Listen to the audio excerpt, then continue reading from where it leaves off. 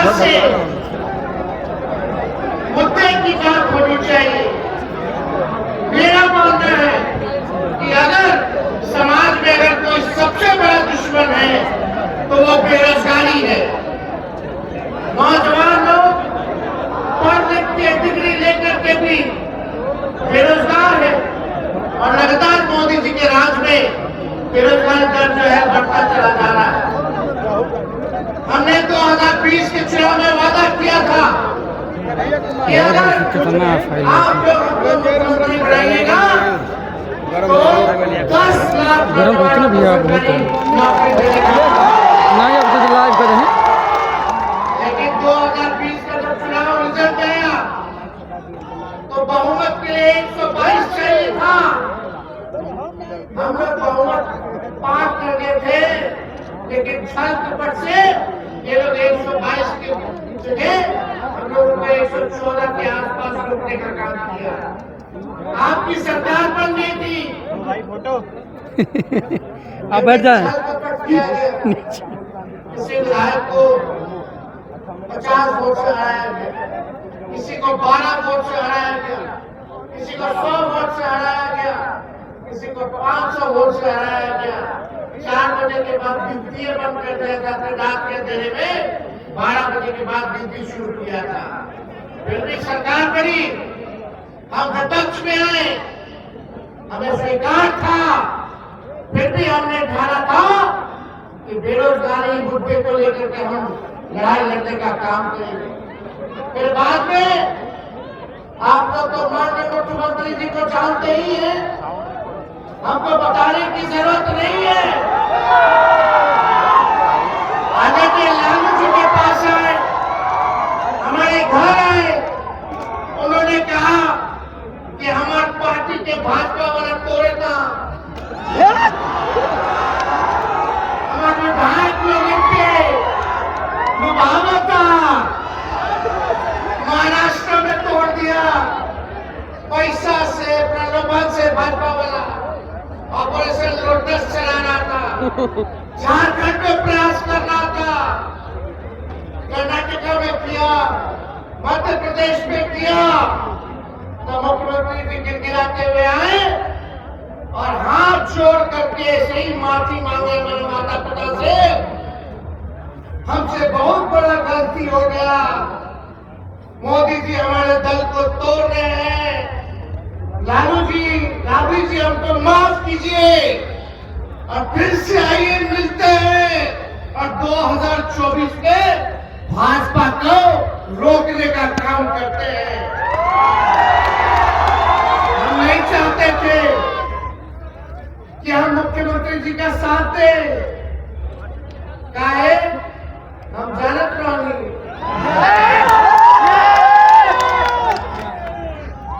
हम तो हाउस में पूछे थे भाजपा वाले के लोग, कह रहे मोदी जी का गारंटी इतना मजबूत गारंटी होता है, तो एक मोदी जी का गारंटी वालों गारंटी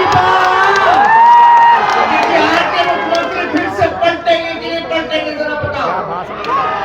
विधानसभा में सब भाजपा वाले कोई गारंटी लेने को तैयार नहीं। भाजपा का एक राष्ट्रीय प्रवक्ता बोलता है कि हम नहीं ले सकते उनका गारंटी।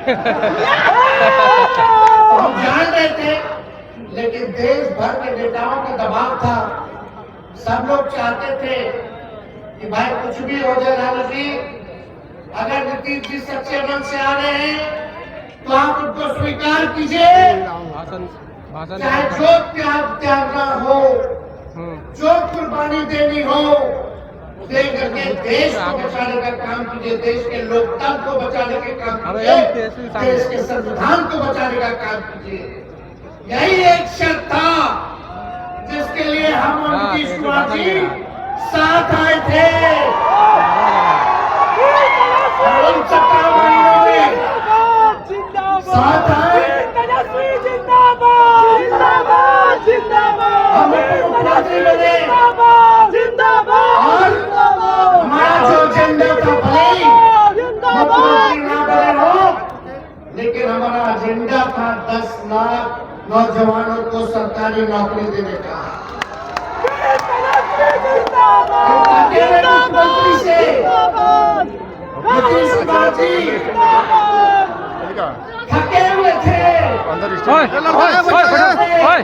5 लाख सरकारी नौकरी हमने दिलवाने का काम किया, नियुक्ति पत्र उधर बंटवाने का काम किया,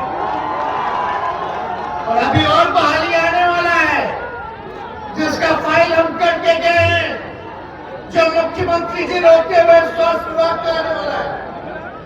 तो हम लोगों का साफ है, चाहे हम पक्ष में रहे या विपक्ष में रहे, मुद्दे की बात करेंगे, जनता की बात करेंगे और संघर्ष करने का काम करेंगे। जो आप लोगों का अधिकार है उसको हम लोग दिलाने का काम करेंगे। तो इस दिशा में हम लोग काम किए। जातीय आधारित गणना कराए, महादेव हम लोगों ने टोला सेवक का, तालमी मरकज का, आंगनबाड़ी का, सबका मानदेय जो है हम लोगों ने दोगुना करने का काम किया।